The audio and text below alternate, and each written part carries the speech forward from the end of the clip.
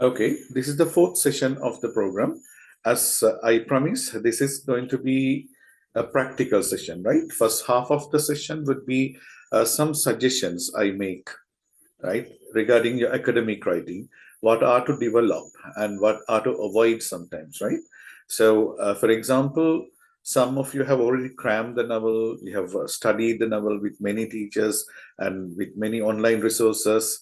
Uh, but when we go through the answers, especially when I receive some of your answers, even during this particular program, I know that you have done very serious studies, right? You have done a lot of in-depth studies regarding the novel. But on the other hand, your presentation has some problems. Okay, however much you study, your presentation matters. How you present is very important, right?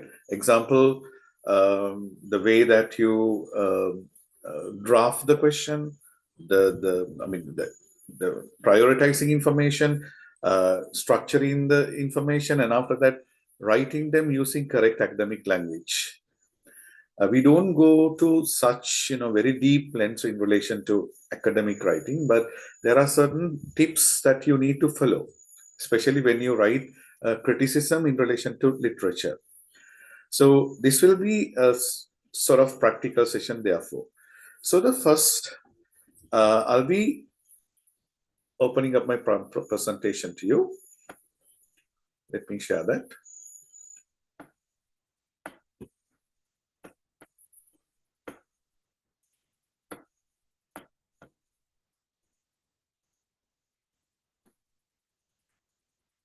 I'll not be moving to the summary of the Window of Suites. If you need, you can go back to the previous videos and get the summaries. So I'm going to give this video as well to you. So you can keep them. Otherwise, if you like, you can share them with the other members as well. Here, that I'll be suggesting some of the important tips for a good answer, right? The first suggestion is using the tense.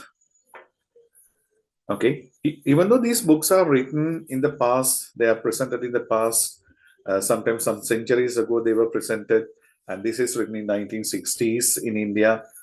We comment on that novel being in 21st century. Even though that we are in the present, the book was written in the past, we use simple present tense mostly in our answers.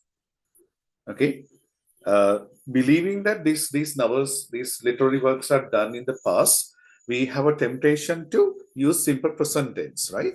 And sometimes you mix the tenses.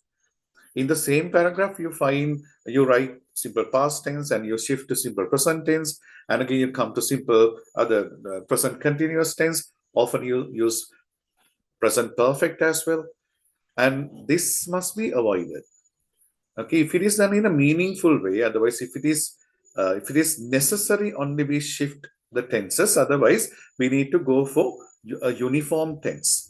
Surely, this tense is called universal present. Specifically, in academic writing, we use this. In the future, if you happen to write a thesis, a research work, that we use simple present tense to present our ideas. Now, I have given two examples here. The first example, original past tense. This is written in original past tense, right? First, in Shakespeare's Hamlet, the protagonist reflected on the nature of life and death. The verb is in past tense, reflected, believing that this has happened already, right? This is in the past. True that this has already happened. But in literature, whenever we get a book, when we open a book, in front of our eyes, these characters become live. And even the writer is also live. Therefore, we pay tribute to them, believing that they are still living with us. Okay, that is the theory behind that. Therefore, we try to universalize their artwork. Then we use simple present tense there. So the corrected version is, actually, this is not grammatically wrong. Okay, this is not grammatically wrong. There's a problem in the style. Okay, now there are problems in relation to grammar and problems in relation to the style of writing. Okay, so there are some of the suggestions that you need to understand to make a good presentation, right? Your grammar must be Good. Your vocabulary must be appropriate, and the style of presentation too matters, right? Then look at how I have presented in universal present tense.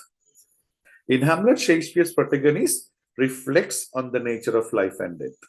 It's not very hard, right? It's not very hard, but you need to think about using S form. Often we find that you forget to include S form, right? Like protagonist reflect. If you write protagonist reflect instead of reflects, again it goes to a grammar mistake, right? So make sure that you are perfect in simple present tense and continue that in a uniform manner. Then the next example, Jane Austen is also another writer. You don't have to bother about the name. If you know, that's okay. But if you don't know, just forget about that. She's a writer. Explore the societal norms of her time in the novel Pride and Prejudice. Look at the corrected one. In Pride and Prejudice, Jane Austen explores the societal norms. Explores. Okay. So please note down the problem in tenses. Okay, use the universal present in presentation of your ideas. So I have presented some examples in relation to the novel, The Vendor of Sweets. Narayan wrote, instead of that, we write Narayan writes The Vendor of Sweets. Then the second example, Jagan visited Ambika's village with great enthusiasm to see her. So the appropriate version is Jagan visits Ambika's village with great enthusiasm to see her. So these two examples will showcase what correct style of language you should follow. You can note down them, okay?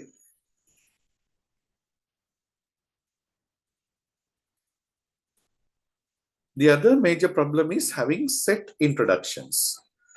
After visiting many schools in Sri Lanka, I found majority of students have their own rather set examples, set introductions.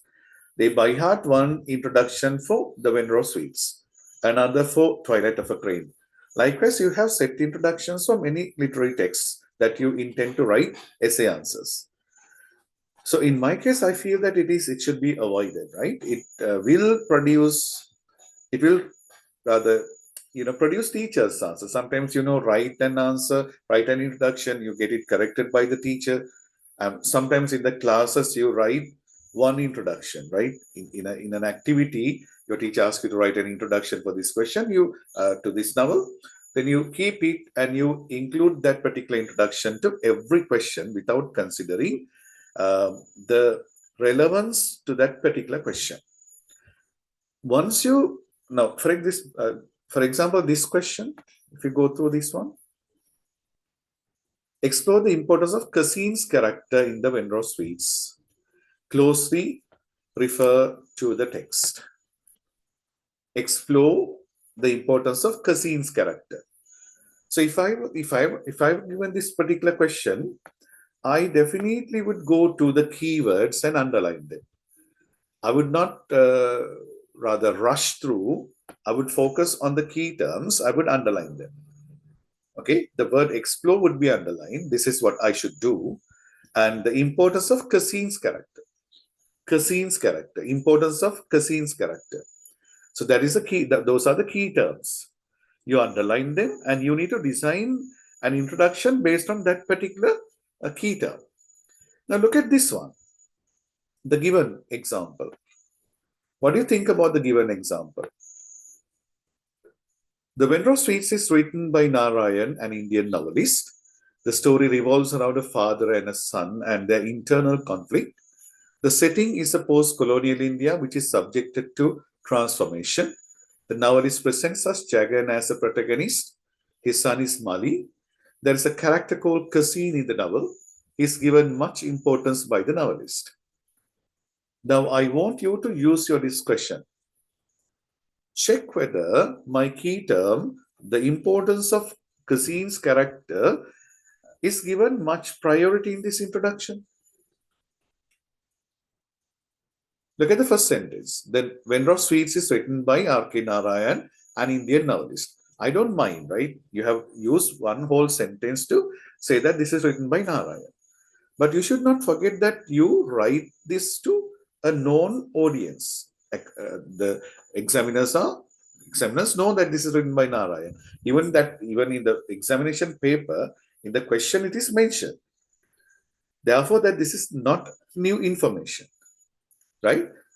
I don't mind giving priority to this particular information in a simple sentence, but rather than that, I have a little doubt. Why should you waste one whole sentence for that?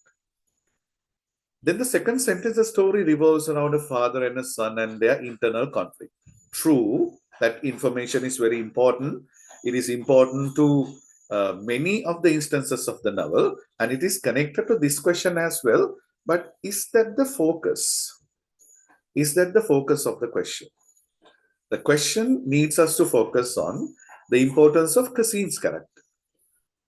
Even in the second sentence, you have not come to the point. You are writing something relevant, but not directly relevant. All right. The setting is a post-colonial India, which is subjected to transformation. True information. I accept that if someone writes that. I'm happy that you know that as well, because it's certain social information related to the novel. But I have a little doubt whether still it is connected to the key idea, importance of Cassine's character. It can have an indirect relevance, but we need to think about how this is going to be directly relevant to the question, right? The novelist presents us Jagan as the protagonist. His son is Mali. Still, we are rather moving around the question. We are introducing two characters. Still, we have kept Cassine's character hidden. There's a character called Cassine in the novel. Is given much importance by the novelist. At the last moment only that we come to the key point, Cassine and the Cassine's importance of the Cassine's character. So what do you think about this particular introduction? If you come to advanced levels, if you go to university, if you are given an essay, maybe in science, maybe in engineering, right? Maybe it's about environmental science, it's about environmental pollution, right? So if you do not come to that particular point in the introduction, at the early stage of the introduction, that it becomes a problem. It again showcases that you have not understood the question, and rather than that, my problem is this. In all levels, you need to compile an answer within 30 minutes. Okay, once you get the question with the exam confusion, with the confusion which can create through the question, you will lose 1, 2, 3, 4, 5 minutes, right? When dealing with the question itself, right? And compiling the introduction, it will take another time. But if you waste your time writing some things that some information which are not directly relevant, I have a problem of your time management. Then you rush through at the end of the question and you finish it suddenly without giving a smooth ending. And another disadvantage is there. When you write all this information which are not directly relevant to the key idea of the question, what are you going to write in the coming paragraphs? For example, I would write this father and son internal conflict in relation to Cassine's character in another paragraph. That is why Cassine's character is important, right? And I will write, Cassine's character in relation to certain changes in India, but in the coming paragraphs, all right? So it's very important for you to think not to repeat information when writing answers. So I make a suggestion. This is not the best suggestion, but it's a specimen only.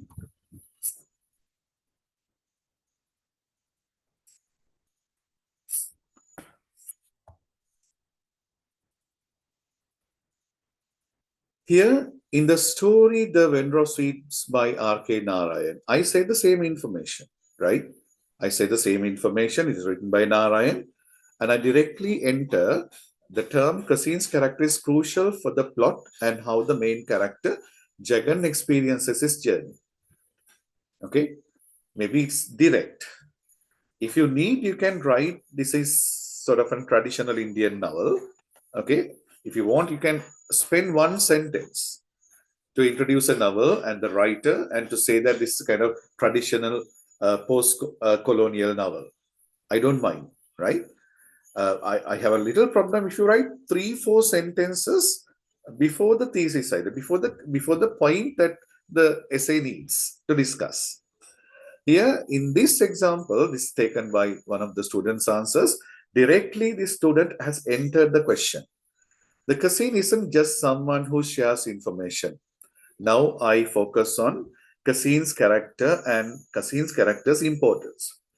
He acts like a messenger, bringing news that shakes up Jagan's peaceful life as a sweet vendor. By looking closely at the text, we can see that the cousin goes beyond being a simple informant. Instead, he becomes a trigger for change, setting off a series of events that drive the story's development. Right? If I summarize these points, the first sentence is to show that you have understood the question, you have tackled the keyword. Okay. Then I rather introduce the importance of cousin's character. I say he shares information, acts as a messenger. Then cousin goes beyond the simple informant. Instead of that, becomes a trigger for change. Okay, he sets off series of events that drive the story's development. Like whenever Mali's changes appear, Cousin appears and delivers that to uh, Jagan. Cousin delivers that to Jagan, right? So these are the important events. Even at the last moment, Cousin appears. So I have given a gist idea, what I'm going to write in the coming paragraphs. Just for example, I would write one paragraph to say how he shares information. Another paragraph would be to show that he's a trigger for change. Another paragraph to show how he drives the future events in the novel. Okay, so simply I say your introduction must be like a content page of a book. You say that these would be there, but you don't say everything. Now, once you go to a bookshop, you take the book, you read the cover, and after that, you open the content page and see what is there inside, right? So, if that content page is successful, we should be able to understand what is there in the book. Okay, therefore, make sure that you understand this theory. Okay, we write a key sentence connected to the question, and after that, we directly keep discussing about discussing the importance of the key character which is mentioned in the question. All right. I will show you another example.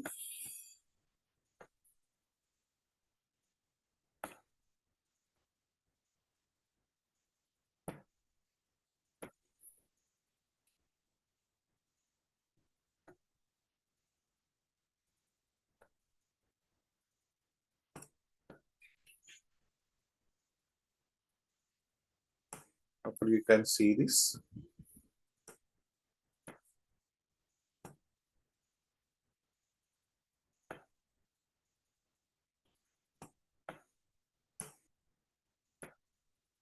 Right. The question is, I've given the key idea here, the tension between tradition and modernity.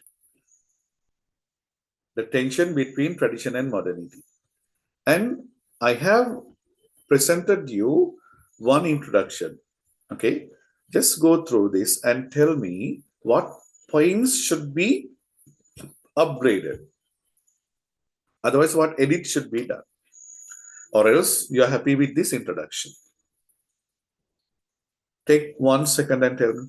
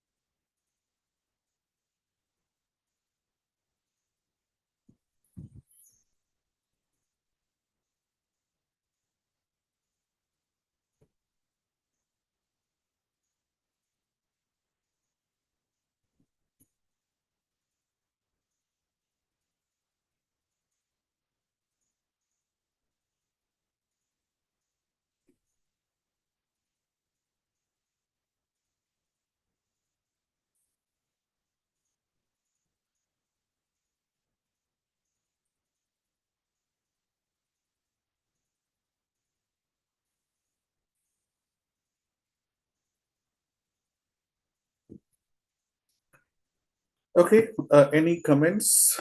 Would you mind suggesting me some changes to make? Feel like speaking?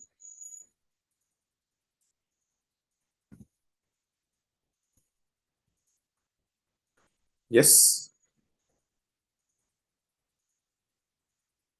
The key idea is tradition, the tension between tradition and modernity. If you read the first sentence, R.K. Narayan was a famous Indian writer who created the fictional town Malgudi, where many of his novels are set. It's a beautiful sentence and beautiful information as well. But my doubt is beyond that. My doubt is whether this is a direct address to the question's key terms. Yes, yes, Amra, what have you sent? Yes, exactly, Amra. You're quite correct that you go beyond that and you keep describing Narayan's setting, Malgudi, right? It may be very important, right? Because it is a very traditional city. I mean, a traditional city created by Narayan. It's a fictional one. It will be important in the coming paragraphs. But my doubt is whether we should include that in the beginning without having any connection. We need to connect that. I mean, describe. Then after that, we have to connect Malgudi as a traditional town compared to America, right? In the later paragraphs, right? He lived through India's independence and wrote about ordinary life, often using human simple language. Correct, super information, but check whether it is connected to tradition and modernity. The vendor sweets shows the life of a sweet vendor and his family in a small town. Very good. But tell me whether it is relevant to the topic. In this novel, the tension between tradition and modernity exposes the ethical, cultural identity crisis that arise when rapid change challenges long established values. This conflict is shown through Jagan, a traditionist, and his Mali, who represents modern ideas and Western influence. Now you can see after many lines only, this writer approaches the key idea of the question. Here from this point onwards, the area I highlight. In this novel, the tension between tradition and modernity, that is the point that this writer starts tackling the key idea of the question. Then the above, they are important, maybe that you can utilize them in the coming paragraphs, in the body paragraphs. Okay, if you keep writing them again and again, the problem is that you waste your time and you repeat information. Maybe you write this information in the coming paragraphs. Then why should you? Then it's very important to write a compact and focused introduction. In my case, I feel if I see the introduction in that manner, I'm so confident about that particular writer. You can win my heart if the introduction is direct and beautifully crafted without using repetition. So just check this one. Again, I say this is not a modern one, the model one, model introduction. It's another suggestion, right? But this would suggest you the needed information. The tension between tradition and modernity exposes the ethical, cultural, and identity crisis that arise when rapid change challenges long established value systems. This is another way of writing thesis. I see in this particular introduction, the writer has taken the key terms and the writer has written one simple sentence without connecting that to the novel. It showcases that tension between tradition and modernity. That is the key term. So this writer has focused on that and written one sentence, a key statement, like a thesis statement. Okay. In the second one, this writer connects that particular key idea to the novel. How R.K. Narayan sees tradition and modernity. How he dramatized in R.K. Narayan, how this is dramatized in R.K. Narayan's The Vendor of Streets, which portrays society caught between inherited moral codes and emerging modern ambitions. First sentence, to discuss the key terms, tradition and modernity. Second one, how that is connected to Narayan. Look at the third one. Third one specifically brings out the characters that we can highlight to show this conflict between tradition and modernity. Through the opposing worldviews of Jagan, a principal traditionist, and his son Mali, a symbol of westernized modernity, Narayan foregrounds the generational and ideological divide at the heart of this tension. Now here, I want to show a specimen only. I tell you that this is not the best, but still you can write like this. Okay, first sentence to show that you understood the key term in the question. Second one, how that is connected to the novel. Third one, how the characters or philosophies of the novel can be taken to further discuss this particular thesis. Just for example, this examiner, if I am the examiner, I know that you are going to discuss Narayan's protagonist Jagan and Mali to focus on this particular question, tradition and modernity. All right. So there I show that in the third sentence, I show that I'm going to take Mali and Jagan, but we can take more to show tradition and modernity, right? We can take Jagan's father as well if you want, Jagan's mother, and Grace, Ambika, all are there. But here as a key characters, I select Mali and Jagan only to include in the introduction. Only in the introduction. If you want, you can include them as well. I don't mind. In the coming paragraphs, I have an intention of taking Mali, Jagan, and even the other characters for my discussion. Okay. So after this introduction, I go to the body paragraph, Jagan and tradition, how Jagan presents tradition. In this, you can go through many, like you can go through Jagan's habitual practices, moral practices, Hindu principles, marriage and his youth, idea of education, domestic food, and everything in relation to Jagan and how Jagan presents tradition. Okay, with examples. Then in the second body paragraph, first one is the introduction in the essay, first body paragraph, the second body paragraph, I take Mali and how he brings out the contrast to father's ideologies and presents his ideology of the transformation from tradition to modernity, and in the latter part of the novel, how he is transformed into modernity. Some or the other, we see that Mali is in the inversion, transformation, right? Even at the last moment, we don't find that India has found the total transformation from tradition to modernity. Mali is caught between this particular transformation. Anyway, that he presents the idea of modernity, his attitudes from childhood, his expectations, aspirations, his idea regarding freedom, and specifically that he wants to become a writer. He doesn't want to follow others' writing, and his serious desire to go to America, the center of modernity, and his relationship with Grace, storytelling machine, outfits, the car, liquor, beef, and everything would showcase Mali is example of modernity. All right, as promised in the introductory paragraph. Then we can go to the body paragraph to show the generation conflict.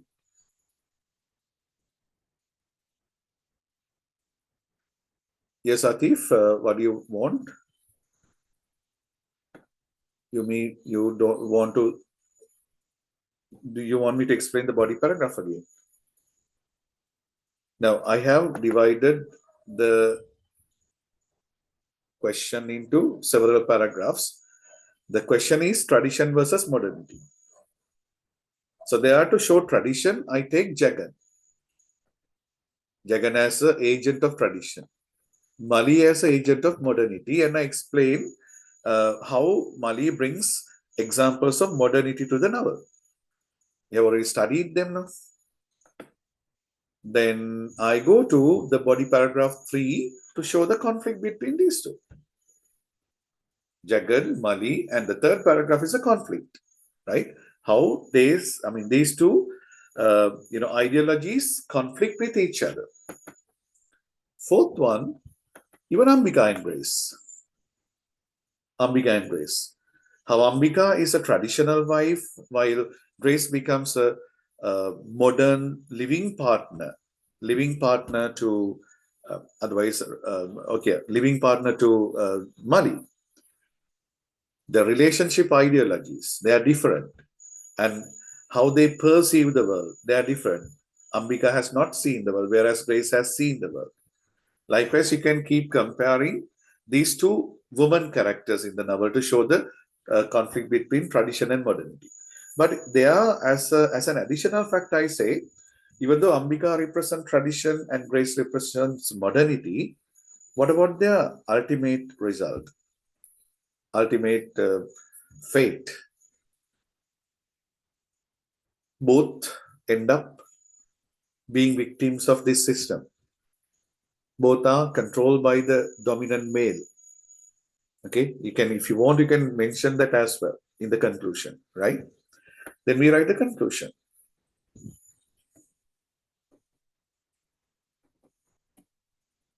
When writing the conclusion also, we should not rush through.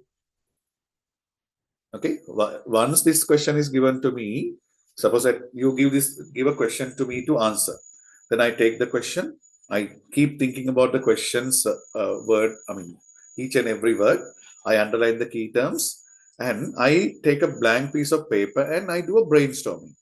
I find information like what I have found here. I write tradition, modernity, and these will be the characters and incidents that I would utilize in this particular question to justify. You can have many, like you can have for tradition and modernity, you can write a lot.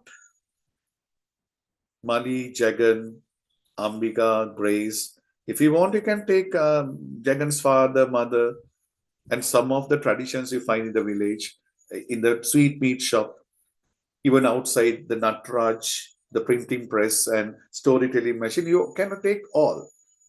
But we need to think about timing as well. Therefore, suppose that I get 8 information to justify this, maybe 10 information to justify this particular idea. My first responsibility is to prioritize them. I give priority for this information. I write 1 for Jagan, 2 for Mali, 3 for the conflict, and 4 for Ambika and Grace. I would write Jagan's father, mother, and so on.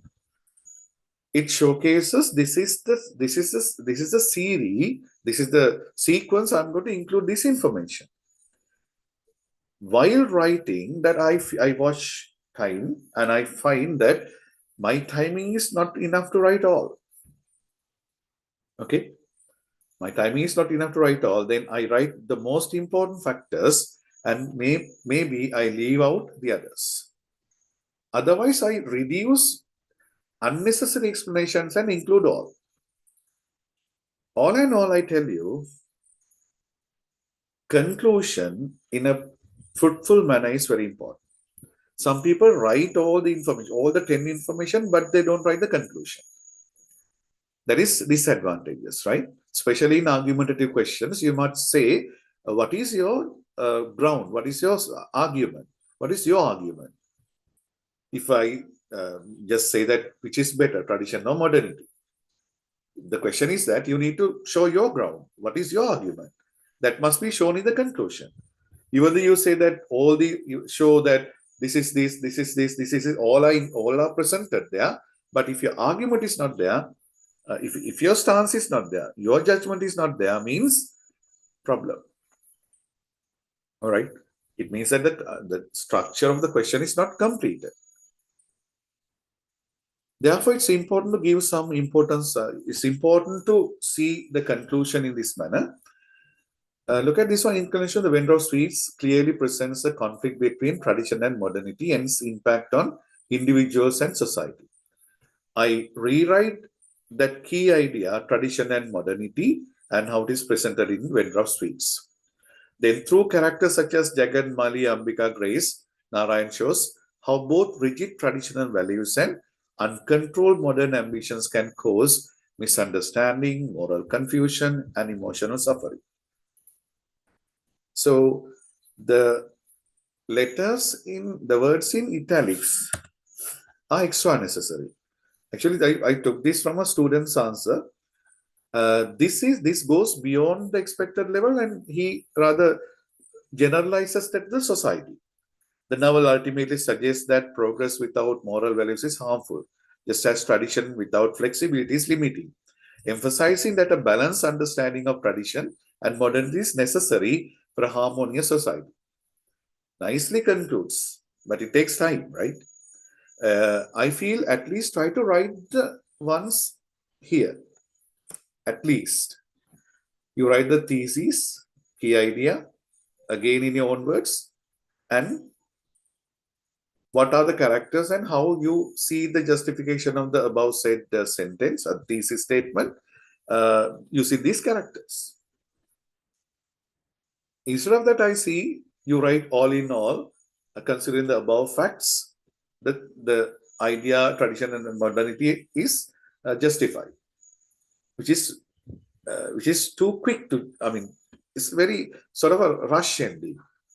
It showcases that you did not find time, otherwise you don't have much of an idea regarding writing a good conclusion. Okay. So the thing is this. Now you write the answer like this. But I have a little problem. Okay, this is the same question. If you say something, you need to justify that. Without justification, your answers are not accepted. Your answer, in the sense, your points are not accepted. Okay, you say that Jagan represents tradition. That would not do. Especially in literature, that would not do. You need to justify with examples from the book. The book is a society where Jagan lived. Jagan used to live. So you need to pick examples and show. Maybe writing 75 examples is not needed, but relevant example is needed. And there are many ways of writing examples, right? You can write the direct quotation. When you write direct quotations, make sure that you write the correct wording from the text, prescribed text.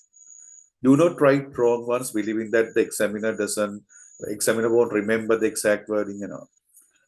No, they would remember, right? Otherwise, they would keep the book when marking your answers.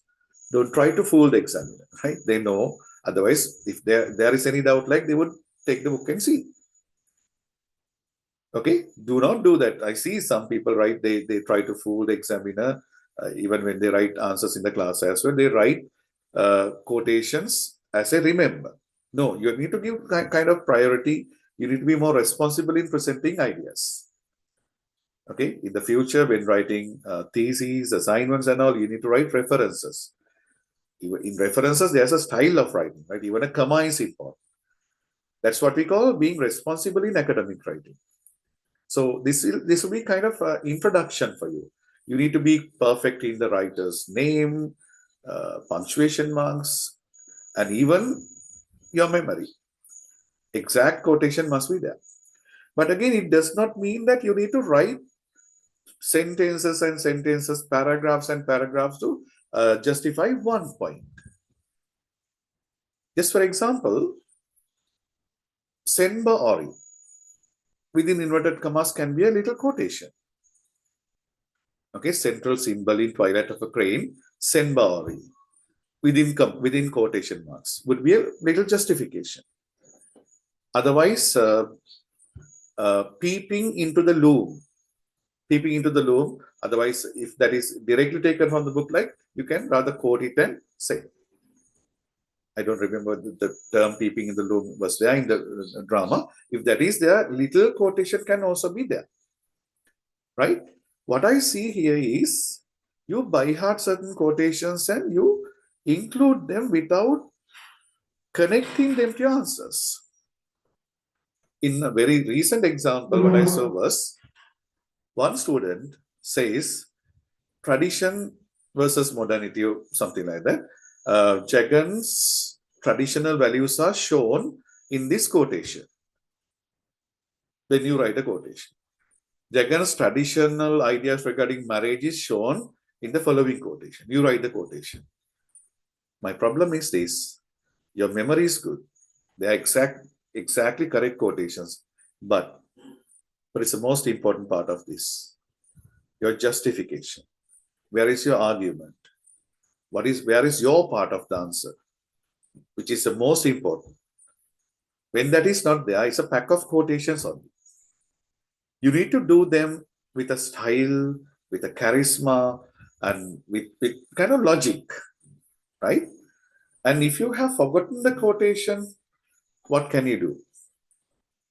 You can go for a paraphrasing. But mostly in O levels, of course, we do paraphrasing. O levels, in O level panels, mostly they expect a quotation. If you have forgotten, as a second option, you can go for that. Maybe examiners would give priority for the exact quotation. That's there. But without leaving an argument, leaving an argument without a justification is a problem. No? Therefore, at least you can give a little paraphrasing, right? Paraphrasing means you tell that in your own words. At a situation where Jagan wants to get away from the conversation that he is indulged in meditating, right?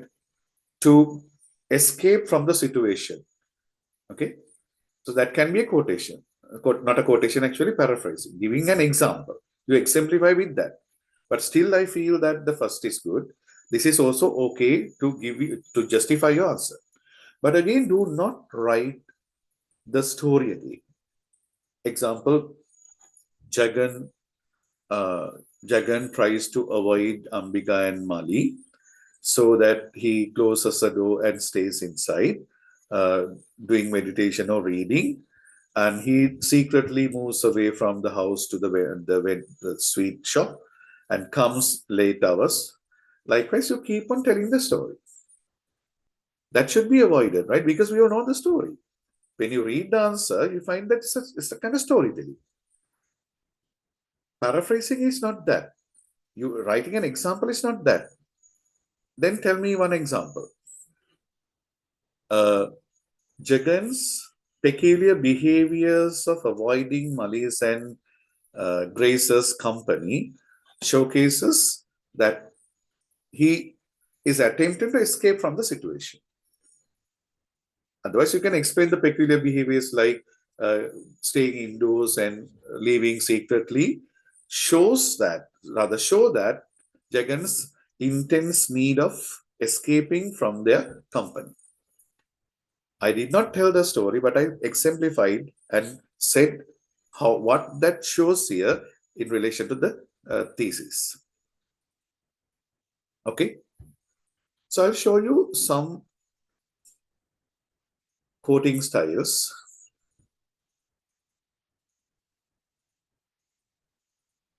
In some areas, I know that this sort of quoting style is not accepted. They say don't write like that. But if you just go to academic writing, websites, books, and just for example, my students, so those who got A passes, and even my son, wrote like this.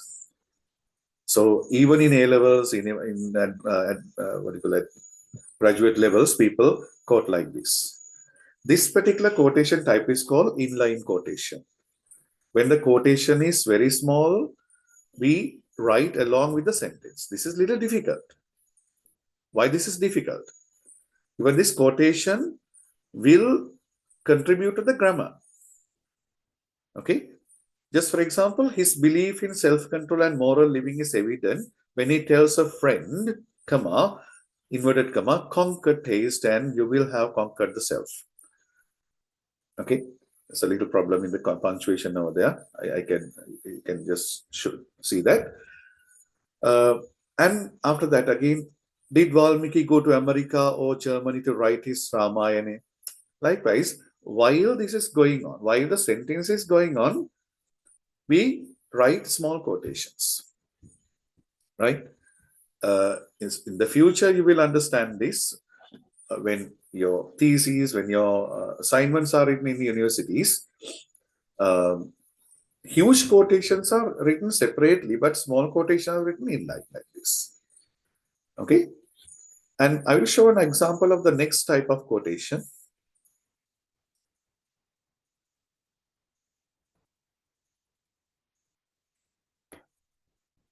He rejects his father's traditional belief and writes from America. So still the sentence is going on with the punctuation. You see that. I've taken to eating beef and don't think I'm blah, blah, blah. And this should be, there's a little problem with this punctuation again. Please correct it. And in the main sense, okay. Now the sentence ends there. Sentence ends at the full stop, right?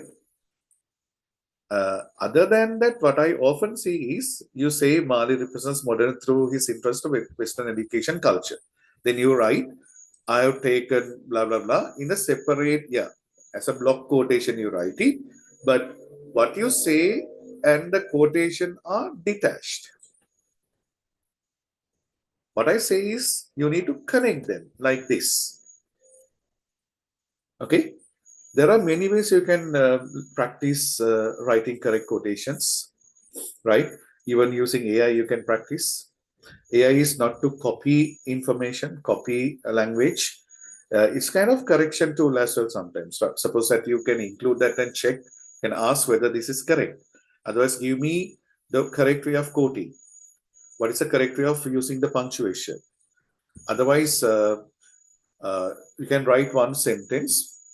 You can ask AI to give 10 different ways of expressing the same idea. In that way, you can develop your writing styles. Otherwise, you can develop your grammar as well there. And some words are not used with some words. Like we don't do presentations. We make presentations, right? I made a presentation. It doesn't mean I did a presentation. Such collocations can be learned through AI. So it's a good tool if you use with brain, but don't be a slave for that, right? Especially when it comes to the situation of you now. After some days, you're going to sit for the exam. If you get addicted to that, even in the exam, you would need it. Your brain would ask, yeah, give me, give me, give me. Then if that is not provided, like your brain will be disappointed. Even you will be disappointed. Then your writing will be rather slow. Sorry. So, so these are the examples I attempt to show regarding exemplifying.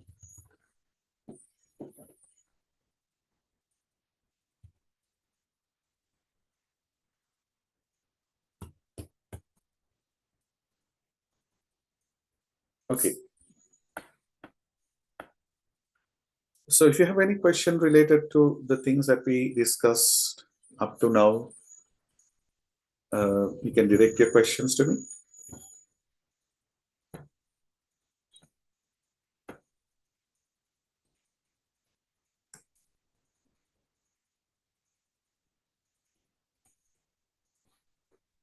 Okay, done. Seems.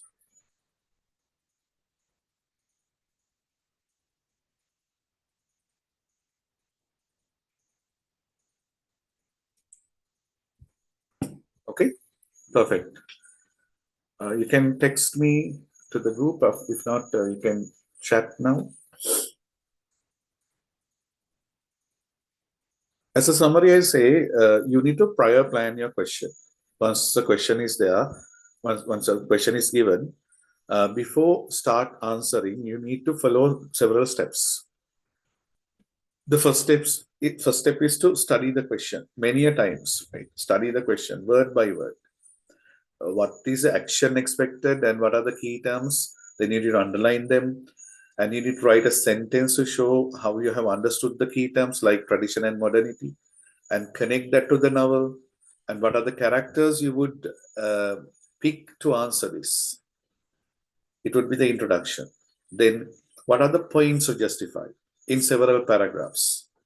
In tradition and modernity, in the previous question, I took Mali, Jagan, and how the conflict is presented, and extra characters like Ambika and Grace as well.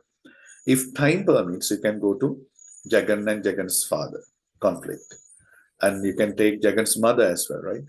How that conflict took place, when how the conflict between Jagan's mother and Ambika went on because of childbirth, and the at the very first stage of the marriage, what happened? Likewise, that you keep on presenting them as well in a paragraph. Okay, I prefer if you can include that as well. That part is also important. And if you want, you can include story writing machine in relation to Mali, how he how he perceives art, and how Jagan perceives art in relation to Valmiki. If you remember that example, Valmiki, one example, that word can be a quotation, right? Right within quotation marks. And I just introduce how to write a comprehensive conclusion.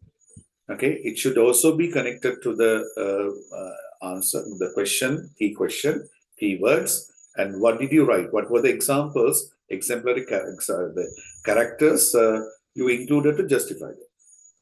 And my discussion was on quotations, direct quotations, and paraphrasing.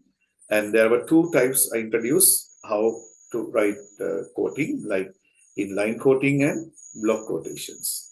And I always say, try not to be a storyteller. Do not tell the story of the Venro sweets. We all know that. So therefore, it's not needed. Okay, that will waste your time. You feel that examiner sees that you've written pages and pages, but you have retold the story. That's all. Okay, we'll give 2 minutes break to keep your eyes off.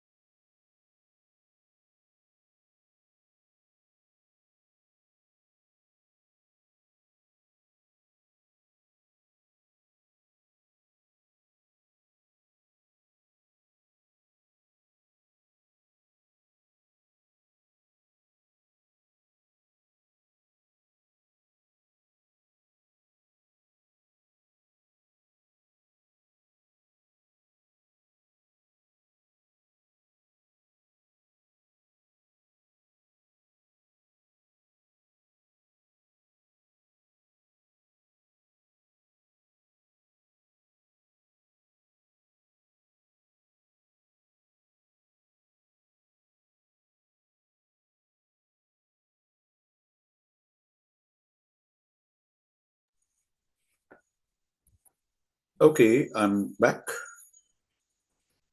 I have received some, what do you call that, questions to my inbox. Some are actually logical, some are not logical, right? For example, if someone asks me how many quotations should be included, okay, how many quotations should be included? Now, marking papers in certain levels, I feel that's kind of illogical question, right?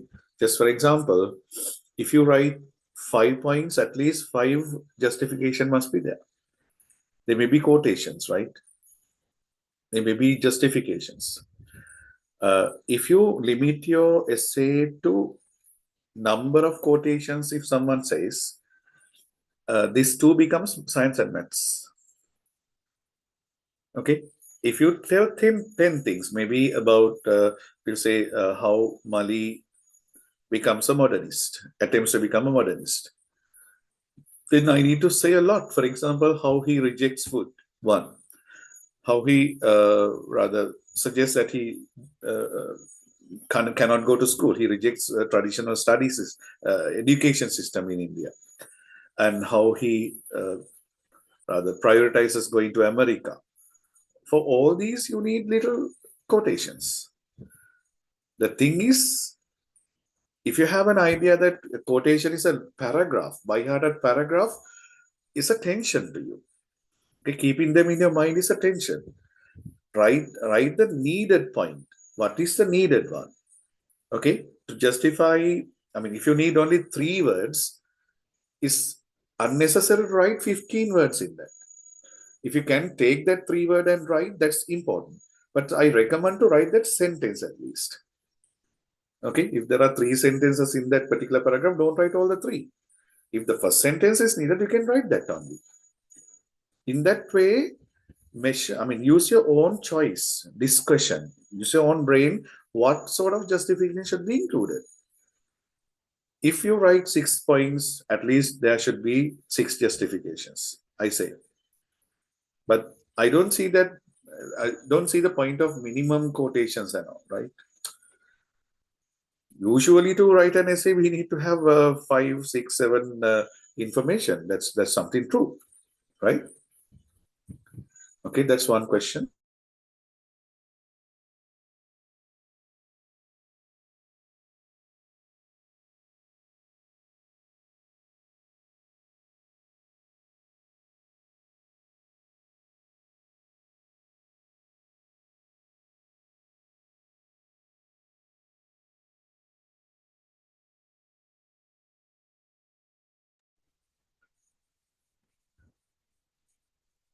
Okay, and some had asked, what are, I mean, you should you use 2 colors, like your ideas in one color and quotations in one color? I don't know. It's up to you to decide, but I use only one pen in writing. I don't mind that as well if your writing is with good grammar, good vocabulary, good quotations, and good sort of correct justification, structure and all, I would give maximum mark. So, would like to move on to the next level.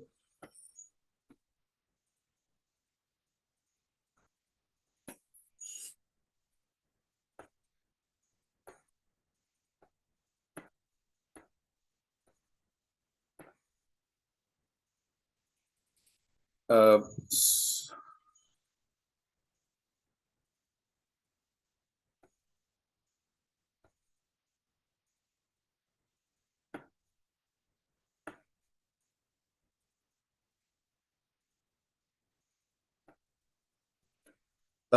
some extra, some maybe it's like a summary, right? Some do's and don'ts in academic writing. Remember,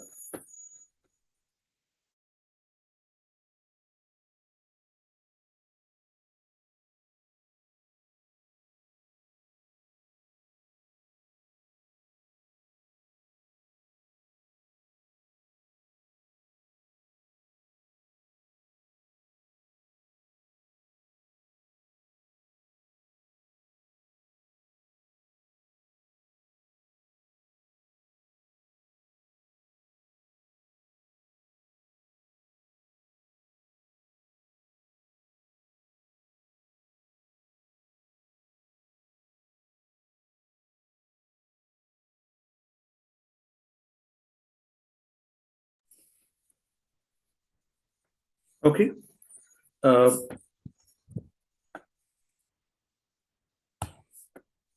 the first point I would highlight is do not write irrelevant information like biography of the writer, R.K. Narayan's family, education levels. We are not supposed to write them. Directly support your argument. Okay. Stay focused on the essay topic. Try not to walk away, right? I just showed you some examples, right? Underline the key terms and address the key terms. Overly long introductions. I showed one example. When the introduction is very long, it takes your focus away and it takes time. And again, it will allow you to repeat information. You write that certain information in the introduction, and again you write them in the coming paragraphs. It should be avoided. First person, informal language. If it is not asked, try not to use I and I think, in my opinion, and so on. Okay. If it is asked, write your opinion, then I would use I. But again, I won't use it at many places. Maybe when writing my opinion, I would use it. But always I would not write as I think, in my opinion, as a repetition, I would not do. If this is not asked, please do not use I think and in my opinion in your answers. Okay, therefore go for a formal and academic tone and try to avoid we as well. Example, as we see. And I made some mistakes over there deliberately in the previous one. As we see, try to avoid we as well. Can you all see the screen I shared?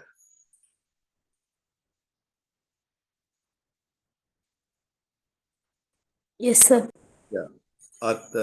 Someone who said that you can't see the screen must check your internet connection.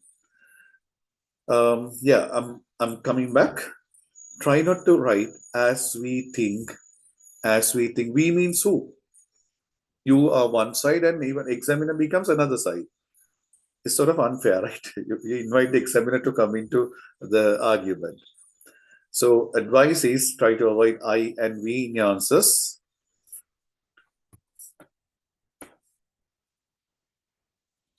Repetition and wordiness. If you keep repeating things, I just said, try to mention information in the introduction and repeat them in the conclusion. Maybe one time in a body paragraph. Okay, suppose that Mali's change. Okay, Mali's change. If I keep on writing Mali's rejection of home cooked food, Mali's rejection of home cooked food. Likewise, if you keep on repeating that from top to bottom, like that, it takes away from that particular formal writing. It's good to focus and avoid repetition.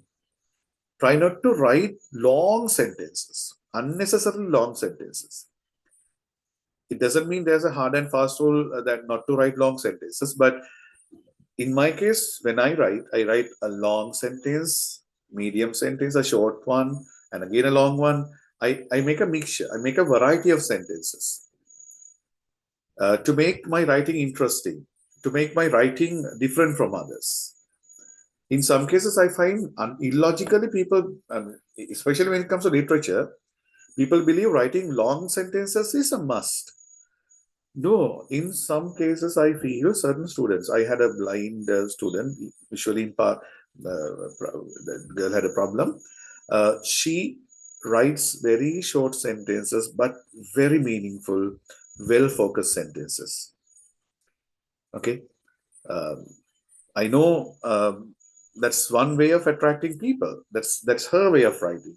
We can't have hard and fast rule. One student said that my teacher has asked me to write long sentences. I have a little doubt regarding that.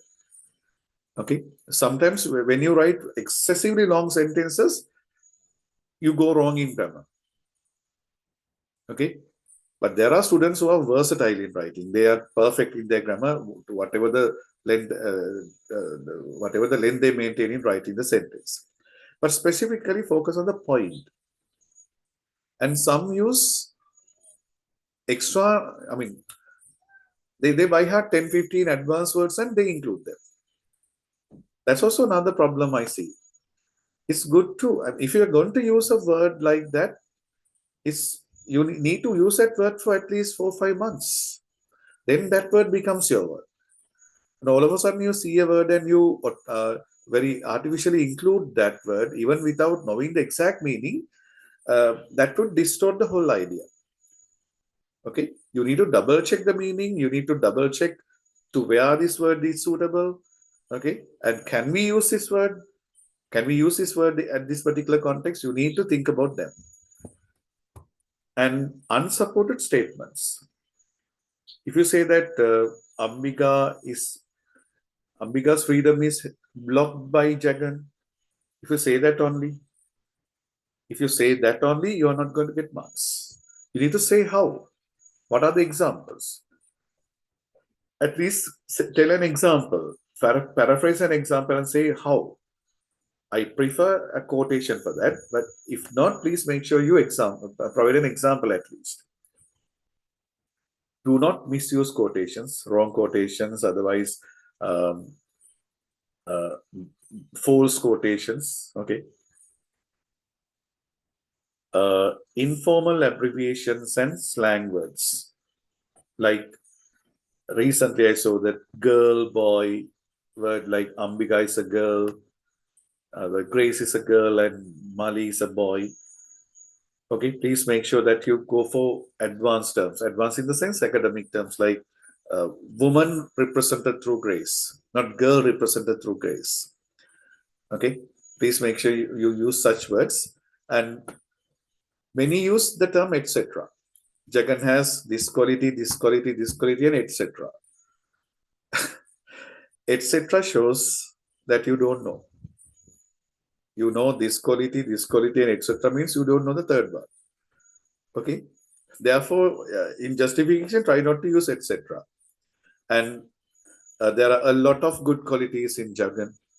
A lot of good qualities in Jagan. What are they? What are the good qualities? In literature, we need to know them. They are the examples we need to justify what you say.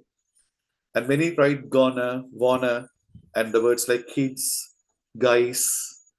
Okay, certain guys in the novel, certain guy, the guy in the poem Farewell to Barn and Stack and Tree, firmly you should avoid them, right? Tense mixing, stick into present tense. I said, do not include personal opinion without textual support.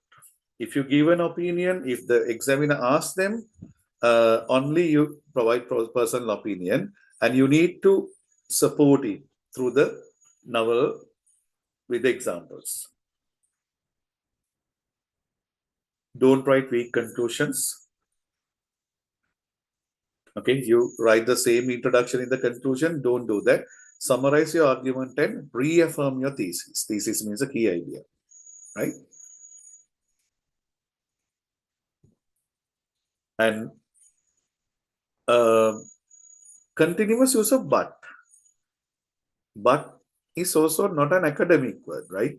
It's very direct, very informal. Therefore, instead of but, we can use however, nevertheless, yet like words. Example, Jagan loves the son, but Mali doesn't love the father. Okay. We have many other structures like even though Jagan loves the son, he doesn't love the father. Okay, I see in some essays we get 10, 15 use of buts. Try to avoid that. And try not to use contracted forms like don't, can't, isn't. Keep it a practice in your future writings as well, especially when you when you do academic writing, right? You have to use I do not, I cannot, likewise, right? And again, this is also important. We don't overuse can and cannot in academic writing. Instead of can, we write be able to. Example, Mali can travel to America. Mali is able to travel to America. The second one is more formal. Jagan cannot understand Mali. Jagan is unable to understand Mali is a more formal term. Okay, please make sure you focus on them as well. Okay, I think we have come to certain point.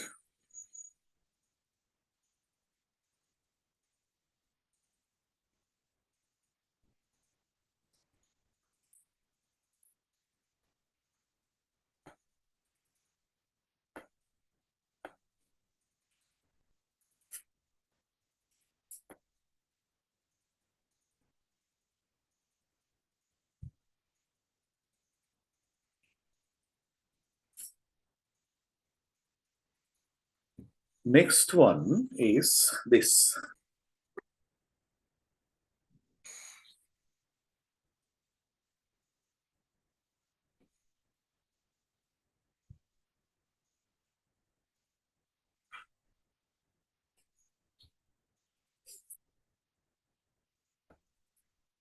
Okay, sorry for the interruption. I'm continuing. Next point we need to focus is hedging. Maybe you don't know the term hedging. Is something that is useful in your general language as well. Just for example, it's kind of life skill, right? Just for example, if someone asks you whether you could come to his or her birthday party, can you come to my birthday party? How do you answer? No, I can't. We don't often do that, do you? We have many ways of rejecting that, many ways of saying that you're unable to come. Then you would say, if I ask a question, would you mind coming to my birthday party? Otherwise, can you come to my birthday party? Then you say, yeah, thank you very much for inviting me. Yeah, it's a great opportunity. But the problem is, I have an exam. They say that they're going to postpone it. If that is so, like I'll be coming. I'm trying my level best. And anyway, thank you very much for inviting. Okay. First one, no is direct. The second one is hedging. I tell it in kind of milder manner, more flexible manner, right? In literature, sometimes your answers need bit of hedging. And take this as a life lesson, take this as a lesson for your academic writing as well. I'll give one example to you, which is often seen in your writing. I deliberately included this particular word in the example I gave, believing that you would notice. I took it from that and included it separately for you to highlight it. It is crystal clear that Jagan is a traditional and rigid person. It is crystal clear that Jagan is a traditional and rigid person. Sentence appears good. The sentence appears direct and it showcases your knowledge as well.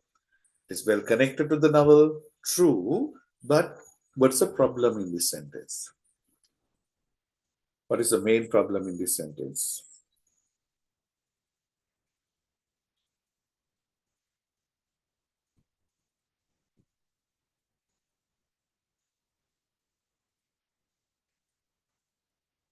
Come on. Anyone?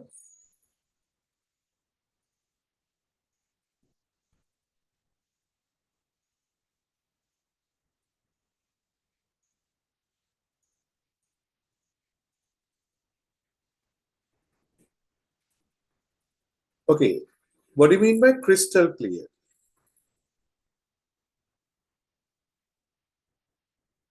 What do you mean by crystal clear?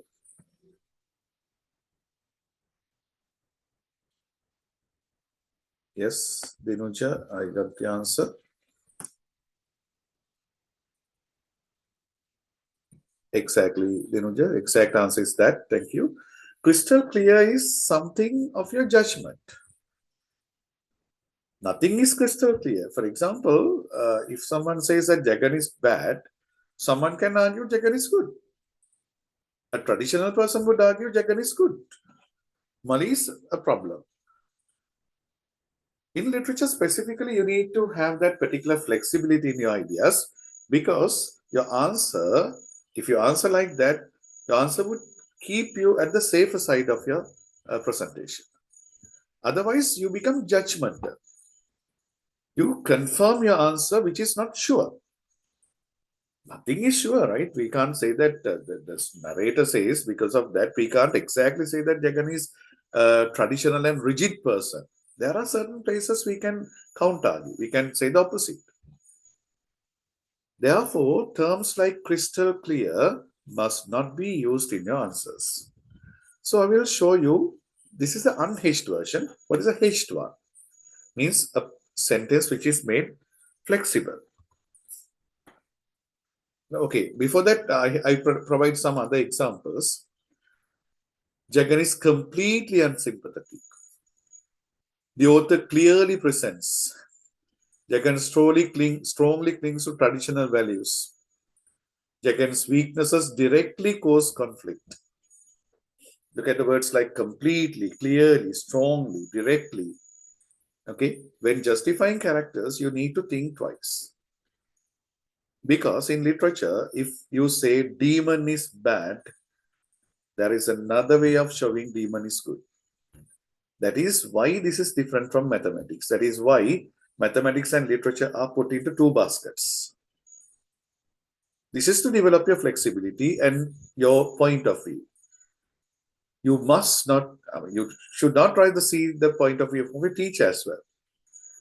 Now, just a while ago, somebody asked me, should there be 5 points to justify? How can that be?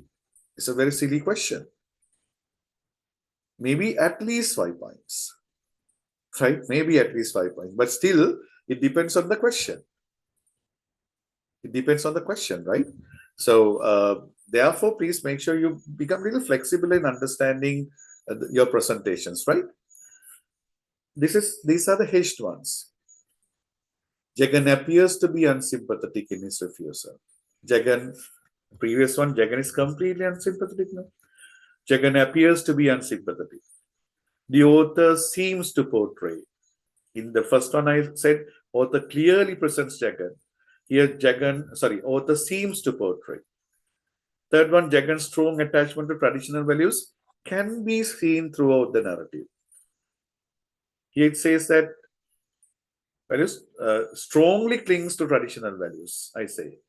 Here it says it can be seen. Last one, Jagan weaknesses may contribute. The word may contribute to the conflict within the novel.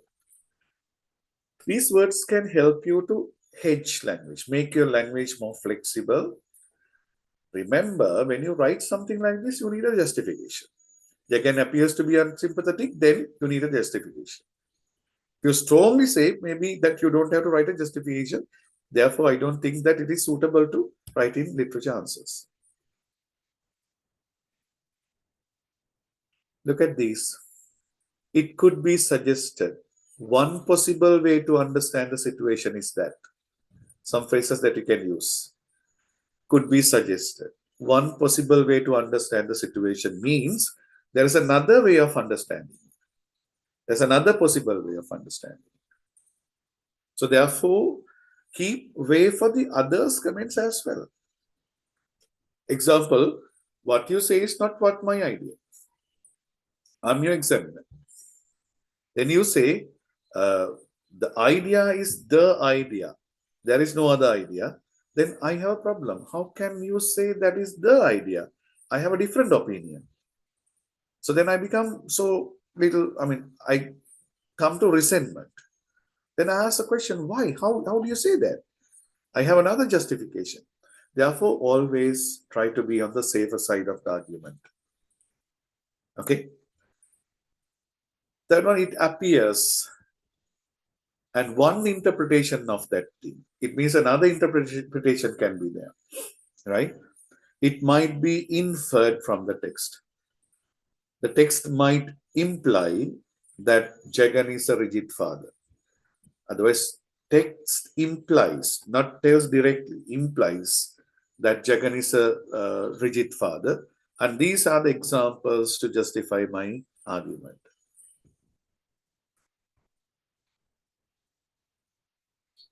Now, when you go through, you can see a lot of unhinged sentences with little flexibility.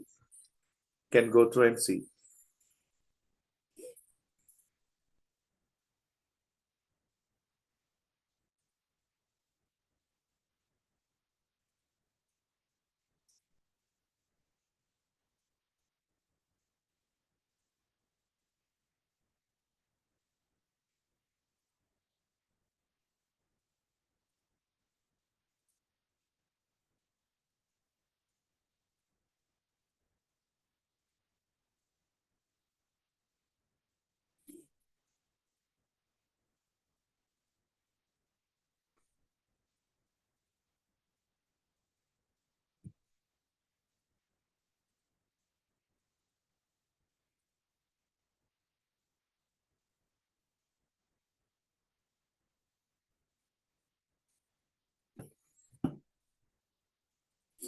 You see, clearly indicate chapter showcase stubborn and narrow-minded approach.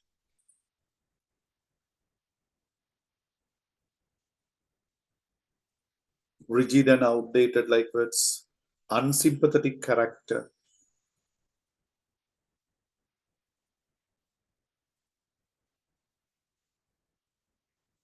Yes. So if that is heshed, I would write like this.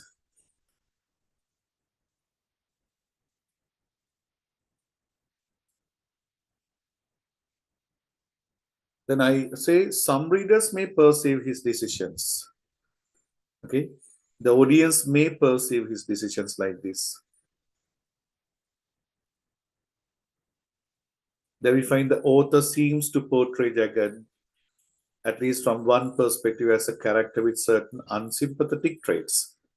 Author tries to portray Jagan at one point as an unsympathetic character.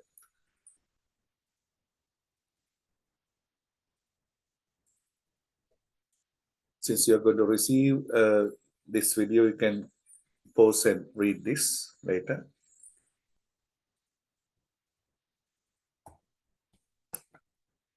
Okay, now I'm going to take you to some question areas, some essay areas. Very quickly, we'll discuss them. I promise to send this PowerPoint as well to you so that you can use them. I have suggested 4 questions, and within this little time, I'll be trying my level best to go through them. How does Narayan use the relationship between Jagan and Mali to critique family, authority, and cultural change in post-independence Indian society?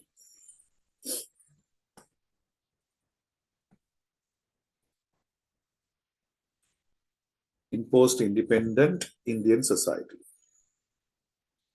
The keywords are family, authority, and cultural change. Okay. Narayan, Jagan and Mali are to be used as a key focus characters, and we focus on family, authority, and cultural change. Right?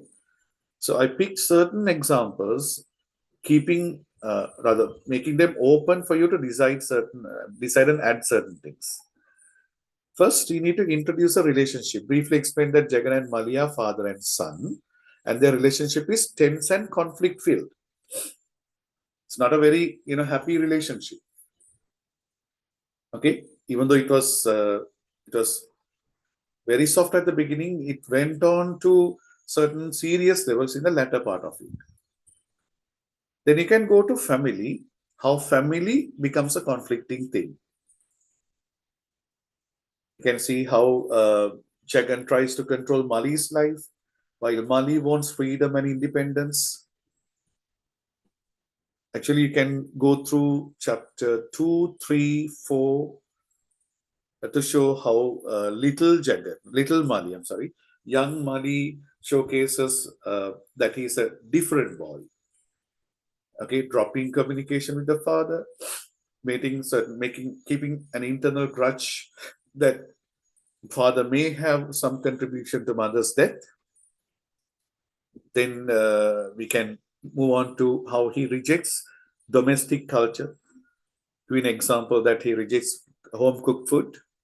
Then we can move into how he rejects schooling, going to traditional school, and how he wants to become a writer, and his desire to go to America, his moral decadence, robbing father's money.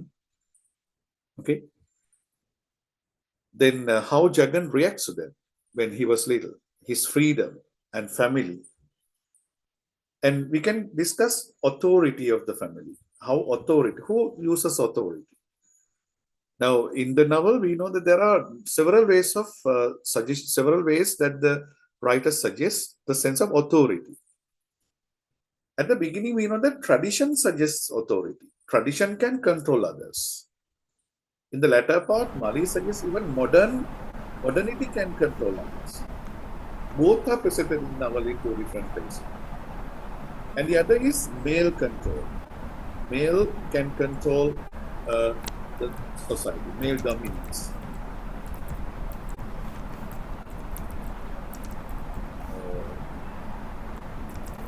Abdullah, your microphone is on.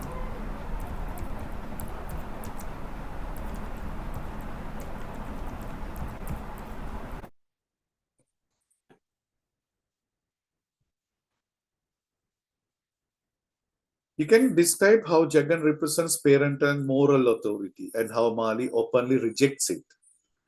And this, at the same time, you can say how Mali presents, Mali becomes authority in the latter part of it. Authority over the father, authority over grace. Okay. Explain cultural change there. Now, throughout the novel, throughout this series also, I discussed that this portrays the cultural transformation of India. Like Indian agricultural, traditional sort of Hindu society is transformed into multicultural modern society. And even the arrival of industrialization is partially hinted in the novel, right? So this can be one idea that you write in this particular question.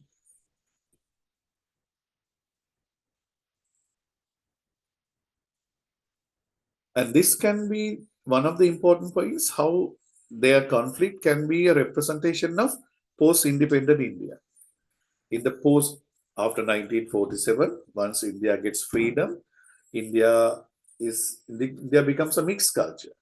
Okay, there are two ends, like traditional Indians and modern ones, and certain people are in the process of transformation, right? So you can discuss them, how old values are challenged by new influences. You can actually start with outfits, Jagan's outfit and Mali's outfit. And there I suggest something very important. And I ask this question as well from you. Jagan, do you think that Jagan likes Mali's change at the beginning? When Jagan wears slacks and shirts amidst other traditional boys, do you think that Jagan preferred that idea? Jagan liked that idea? No. At the beginning, I'm asking, in chapter 1, 2, like? No. Yeah, he likes that. Did he like or didn't he like? He liked. He liked it. Yeah, Internally, that he got certain satisfaction. He's a different cut from the other boys. Right? That's the problem we find here. Jagan's ideologies change. But actually, he did not believe that Mali would go to that extent, like robbing money and going to America. At the beginning, when he showcased some tendencies to become a different person, otherwise sort of a modern person, that he had a bit of liking. Okay, so you can mention them as well, right? Family, authority, and cultural change. Hopefully you understood that. And when writing conclusion, state that Narayan uses their relationship to criticize rigid authority, show the difficulties families face during cultural change. That's there with us as well. Example, your father's authority, maybe mother's authority, amidst the social change and how you become the agent of change. Maybe they challenge that system, right? You can't, yeah. Let the society change, but you can't change. But once you become the fighter, agent of that change, it'll bring out a rather conflict, especially outfits. Parents want you to wear these, that, and all that you don't like it. So that brings a conflict. Okay, you try to justify it in your point of view, but parents try to justify the point in their point of view. They belong to that particular traditional ground, you belong to present and future. Okay,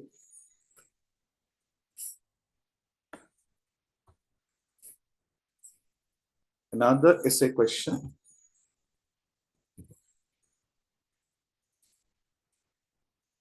I will give a little time for you to digest this particular question and information, but I'm pretty sure that there are many other information that you can include. Could you please help me to find?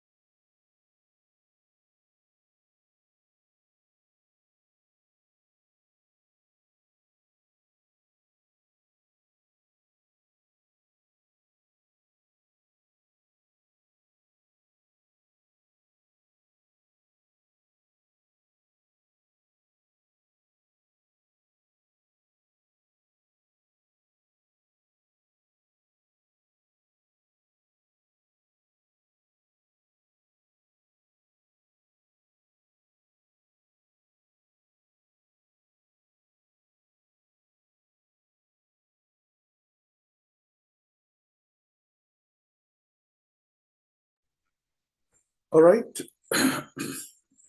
We need to focus on this question now.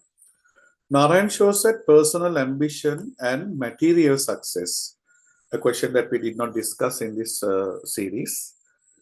Personal ambition and material success can create tension in human relationships.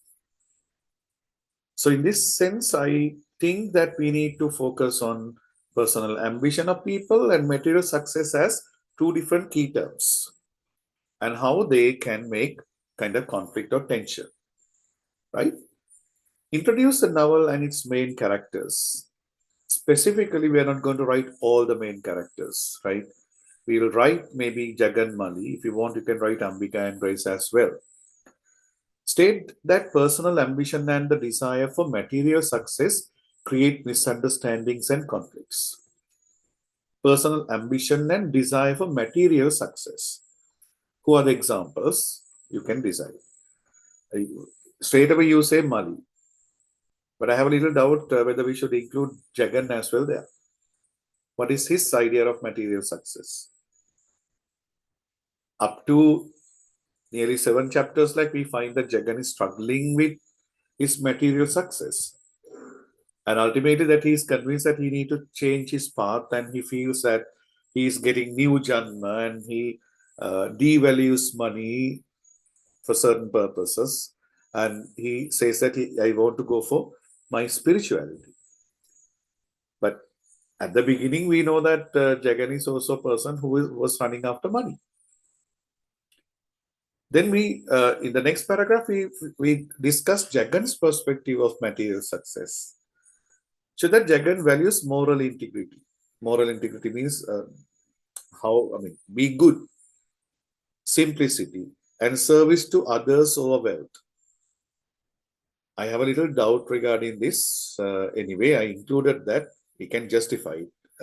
Like it can be the other way around as well. Explain how he disapproves of Mali's business ambition and styles. Okay. When Jagan has certain simple, neutral life along with the tradition, right? When Mali suggests his business idea, when that does not gel with his idea, it starts a conflict. That's what the question asks. Okay. Jagan's ambition to be a person and how material success comes. And how Mali fits into that is the question. That brings a problem. Mali's perspective show that Mali is focused on modern business success and wealth. His going to America is also an initial example. Okay, modern business success and how he derives some business ideas and brings them to India from America. What is his idea of wealth? This was how this creates tension with Jagan's traditional values. Okay. Then his ideas clash with Jagan's ideas. Mention grace or other minor characters if relevant, showing how ambition or material desires affect relationships.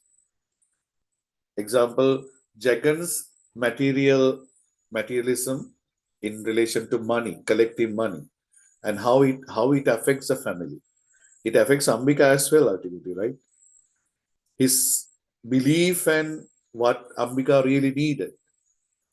And can you remember how he makes shoes, non-violent shoes?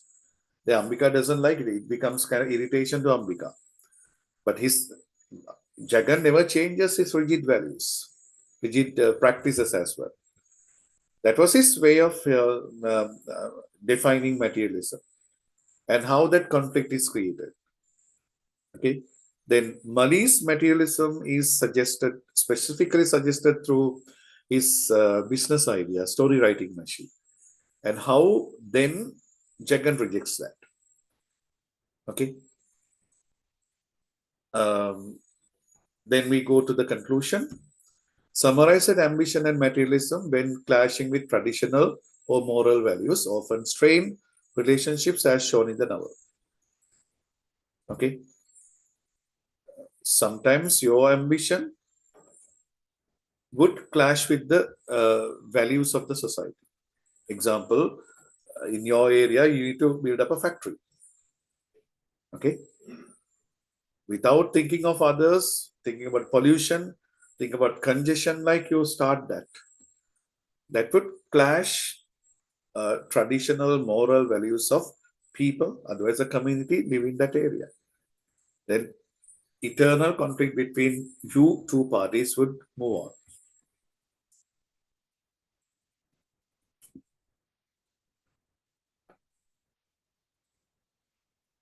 Third question.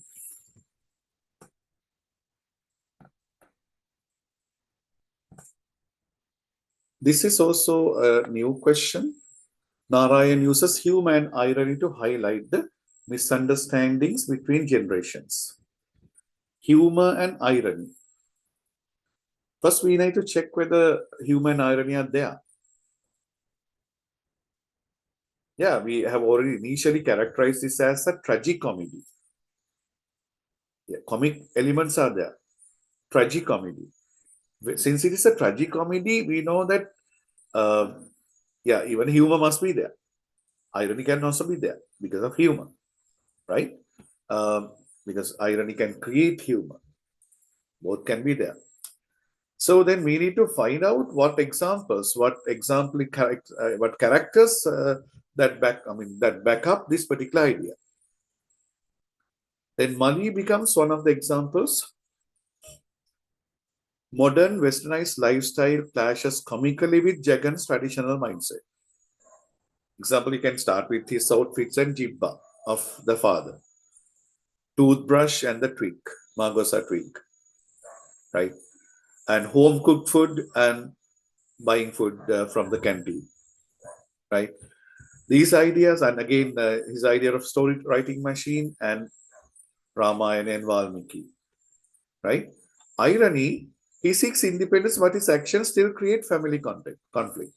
Mali needs independence. For example, you say, I need my independence.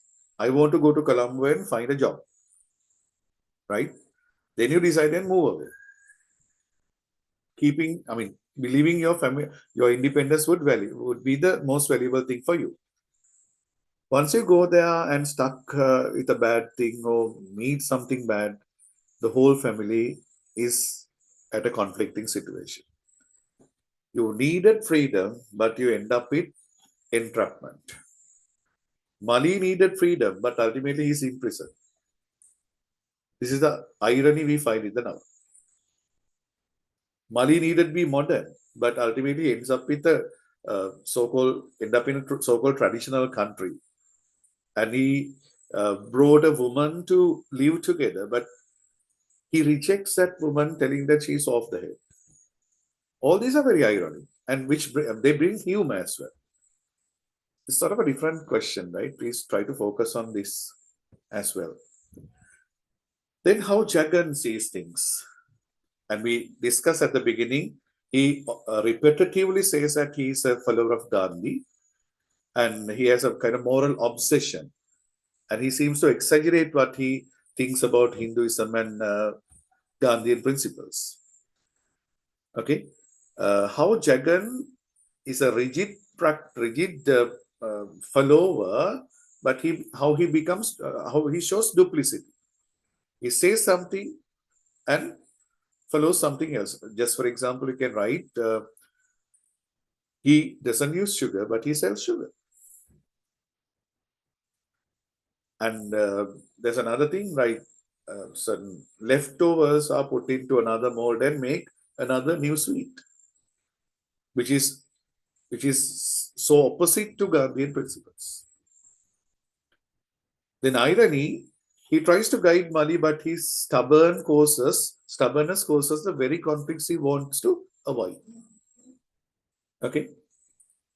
He wants to make Mali a good one, but ultimately what happens? Mali becomes the most corrupted. Right? Every step is guided and guarded. But what ultimately happens is the opposite. The irony of that character is that. Grace says humor. Example for humor. There can be many. I just picked some to show you, right? Modern independent attitude contrasts amusingly with Jagan's traditional views. That is a humor. Okay. And often we find that Jagan's strict domestic practices are seen by Grace with a wow, kind of strange vision, right? Then the irony related to Grace is Jagan fears her influence and Mali is drawn to her anyway.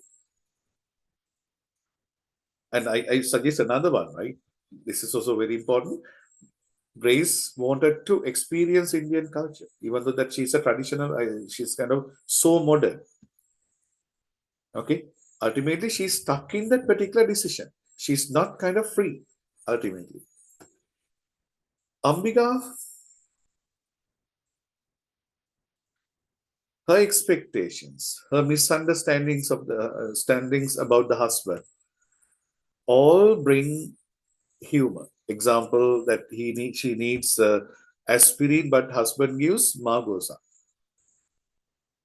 Okay, husband's critical remark regarding the toothbrush, the non-violent slippers, they bring humor. Irony of this character is that in the case of Grace, Grace is modern, but she ends up with victimization. She's also kind of victimized character. Ambika follows social norms, but outcome is something tragic. Okay, outcome, it contradicts the idea. We can take Jagan's father as well, if you remember how Jagan's father and Jagan had a conflict in his own generation. And outdated ways of Jagan's father. Just for example, the bathroom, the concept of bathroom, tin bathroom, if you remember, in chapter 2, if my memory is correct. Not particular about that. This just search. And arrangement of the marriage and how systematic it was. And irony is, Jagan tries to follow the tradition, the father's ways, but Jagan can't control money following the father's ways. Just for example, if you get advice from your mother or father one day to make your children, mold your children, that won't work sometimes. That generation would need some. Now, for example, now hitting is not allowed in schools, but in our time, we were open to it. Sometimes at the beginning of the lesson, we say, "Hit teacher, you hit your field and go." We know that they hit, but we did not have a grudge as well. But now it is different. Hitting is a punishable offense now, right? Then Jagan's mother, she's so gentle and traditional, but still she makes family conflicts. Then there are three women, Grace, modern and all, but still she makes a family conflict. Ambika, traditional, moderate, but still she makes family conflict. Jagan's mother is so traditional, light-hearted, okay, and does not have that much of exposure as well, but still she makes family conflicts. That is a humor we get here. All have humorous character qualities. Okay, so that's the answer for that question. It's a kind of different question. Try to focus on. We have already discussed certain key questions earlier, common questions earlier. Today, I wanted to focus on these 4 question areas. I have done 3. I have another one to discuss now. This will be very important. End of the novel. At the end of the Wenrose feast, Jagan's departure can be seen as either an act of escapism or abandonment. Escapism or abandonment. Do you know these two terms? Escapism or abandonment. Abandonment means you completely drop something and move away. Suppose you abandon your house means you open everything, you open your safe, all these instruments, and even you keep the doors open and you walk away. Right? Even your family, maybe. Escaping means for the sake of showing like that you're moving away, like you do that. For example, you do it just for the sake of doing it. Like now in the class, even though I believe that you're focusing on the things that I discuss, I know it's not true, right? Some just escape, even though your parents are looking at you. From your mind, you fly away from the situation temporarily. having the idea of coming back. So then if I ask a question whether Jagan escapes or abandons at the end of the novel, abandons the relationships. It's a little critical actually. So then you write the introduction, introduce the novel and the Jagan's character, state that his departure at the end can be interpreted as both. That's my answer. Act of escapism. Then I describe that in the next para. How Jagan leaves to avoid confronting the failure of his moral and traditional values. Show that he struggles to adapt to Mali's modern lifestyle and choices. His retreat allows him to preserve his own peace rather than resolve conflicts. Example, when Mali brings a business idea, he uses meditation as an act of escaping from the problem. And he uses sweetmeat shop to escape from the son's problems. Right?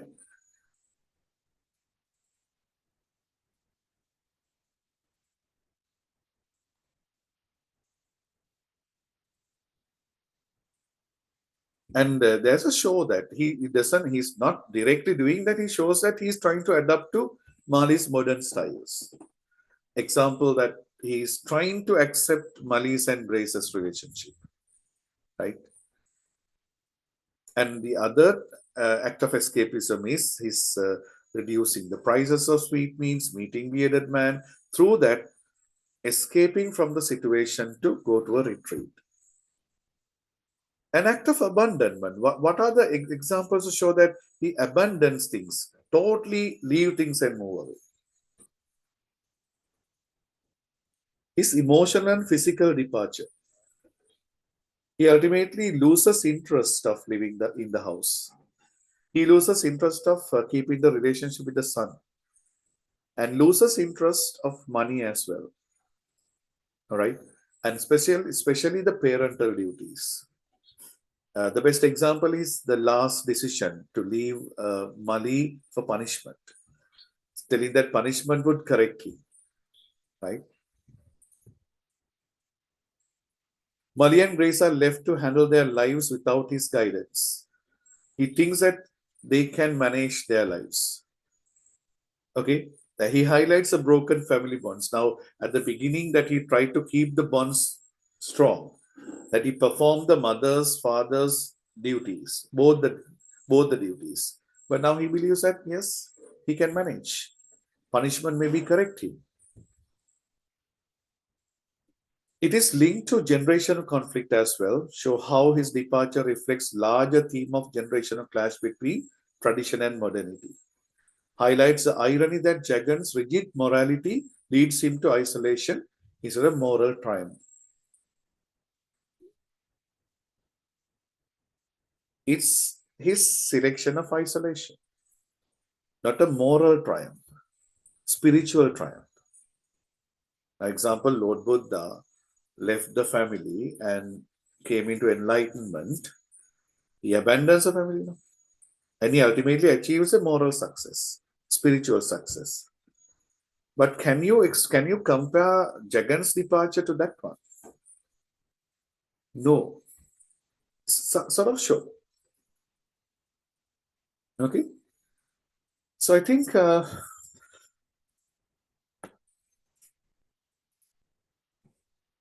we come to a certain point. So if you have any questions, like you can direct the questions to me.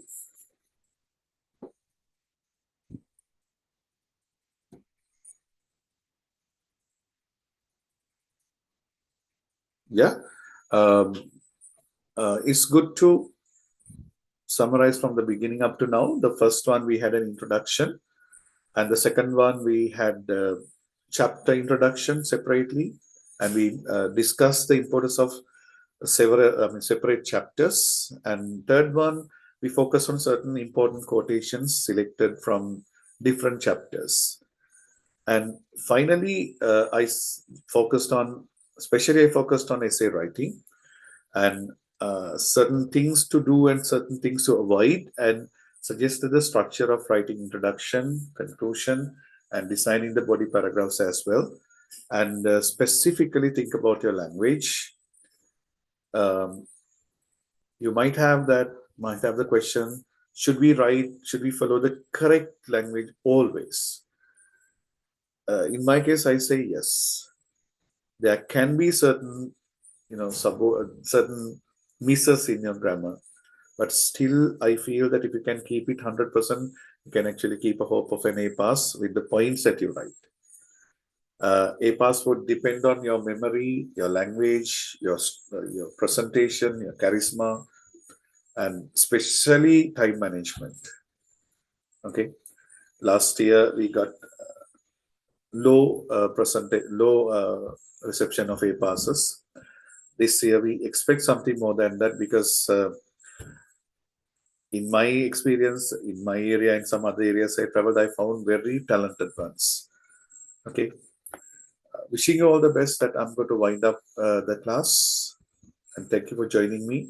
And during the time, if you have a question, like, you can direct them to me, right? Okay. Thank you very much. Then I promise to send these videos to you soon. Good night, you all. Good night, sir. Thank you. Thank you, sir. Good night, sir. Thank you, sir. Thank you.